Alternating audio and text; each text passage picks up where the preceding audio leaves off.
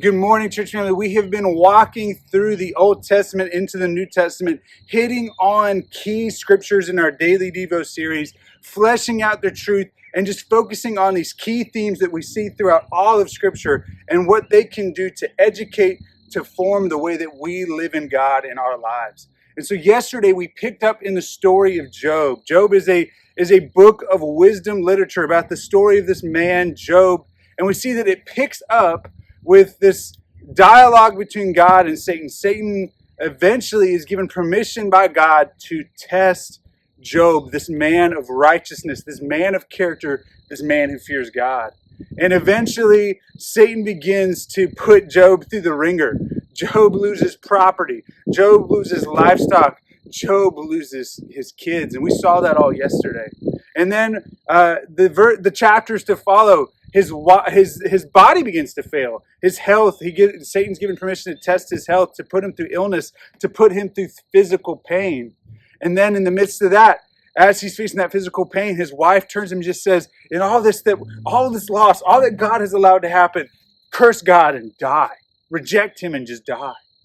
So he's facing this lack of support in his wife. He's facing her bitterness, which she's gone through great loss, but he's facing that. And he's having to defend God to her. And then 3 friends come to him, friends that he expected to be able to console him, help him get through this. And they just begin to, they kind of begin to twist Scripture, twist truth in a way that paints Job out to be some sinful villain that deserved everything that came upon him. They just begin to make him feel like, well, this is your fault. You deserve worse. And they're just constantly just piling on these accusations and condemnation of Job. And he just continues to defend himself.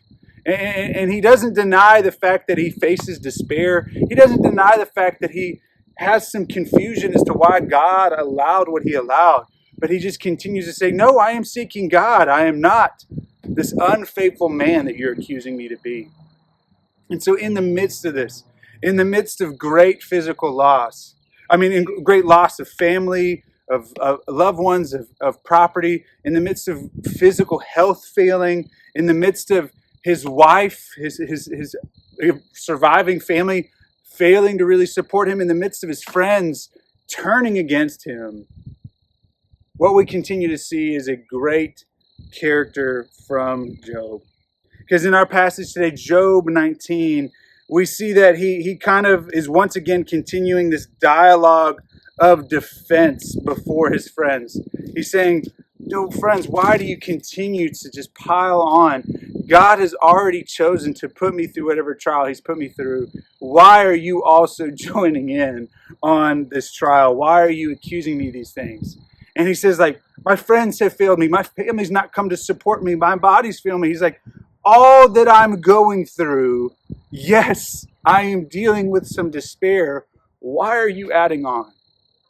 But even in the midst of that, even as he recounts all the pain that he's going through, this is what we see him say in our passage for today.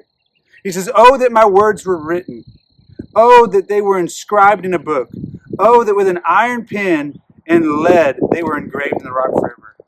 So he's saying, hey, I know I've been through struggle, and I know there's parts of me that question why God is allowing me to go through this. But hear me out. Make sure you write this down. Make sure this is engraved in rock. Make sure you remember this.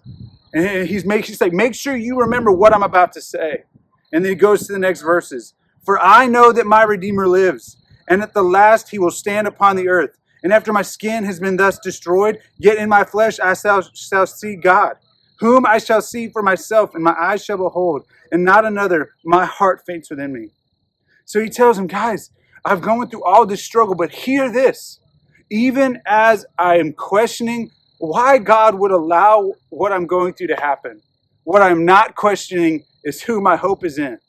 He's saying, I know God is my Redeemer. I know he's the Redeemer of this circumstance, but I also know he will redeem me ultimately when I die, because I will be with him. I will see him face to face. He is my hope, guys. He's telling them, don't get it twisted. I am struggling. I am battling. But my hope, my faith, my confidence is in God, my Redeemer. Whether or not he redeems this current circumstance or whether or not he takes me home, he's who I'm resting in. He's who I'm trusting to work through this. And so we see here this example of Job that he's honest. He said, I am struggling. There's parts of me that do struggle to want to keep living this life through all that I'm going through.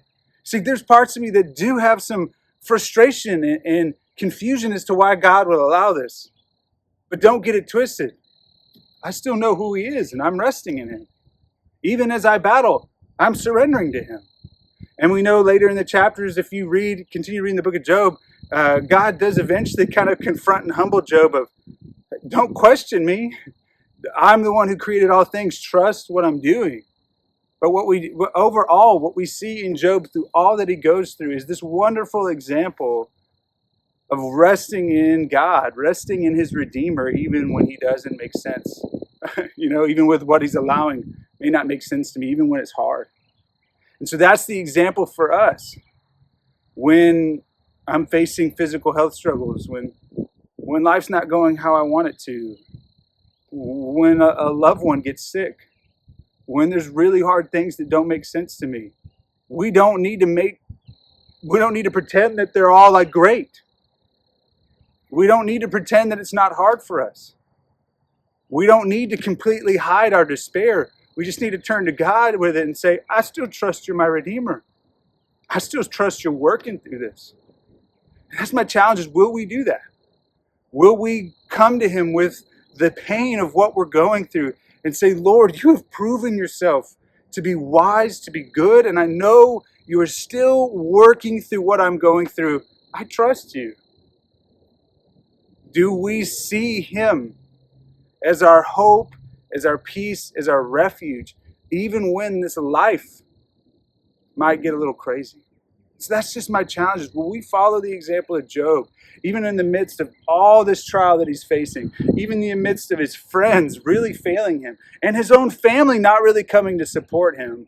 He still says, God is my Redeemer. I'll see him one day. He's who I trust in. He lives. He's working. Will that be our attitude as well in the trial we face? And that's just my challenge for us, church family. I hope you have a great day.